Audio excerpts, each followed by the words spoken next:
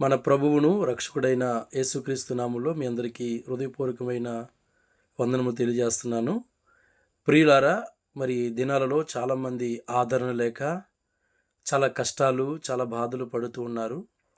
తల్లిదండ్రుల ఆదరణ కోల్పోయి, అన్నదమ్ముల ఆదరణ కోల్పోయి, అక్కచెల్లెల ఆదరణ కోల్పోయి, ఆదరించేవారు లేక చాలామంది సతమతమైపోతున్న జీవితాలు ఉన్నాయి.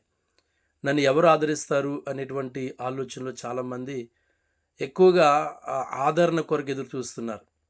కానీ ఈ లోకంలో ఆదరించేవారు ఎవరు మనకు లేరు.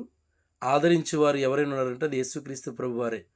అందుకే యెషయా గ్రంథము 66 అధ్యాయము 13వ వచనం సెలవిచ్చినట్లుగా, ఒకని తల్లి వానిని ఆదరించినట్లుగా నేను వాడిని ఆదరించేదను, నేను వాడిని సంకన ఎత్తుకొని ముద్దు పెట్టేదనని సెలవిచ్చినట్లుగా మరి పరిశుద్ధ గ్రంథంలో దేవుని మాటలు ఉన్నాయి. మరి ఆ మాటను బట్టి మనం ఆదరించబడుతున్నాం. యేసుక్రీస్తు వారే మనల్ని కూడా ఆదరించేవాడు. ఆయనే మన జీవితాల్లో మేలును దయచేసే దేవుడు కనుక ఆయన ఆదరణ పొందుకొని మనందరూ కూడా జీవిందాం. దైవ దీవెనలతో మన ముందు కొనసాగిందాం. దేవుడి మాటలు దీవించి ఆశీర్వదించును గాక. God bless you all.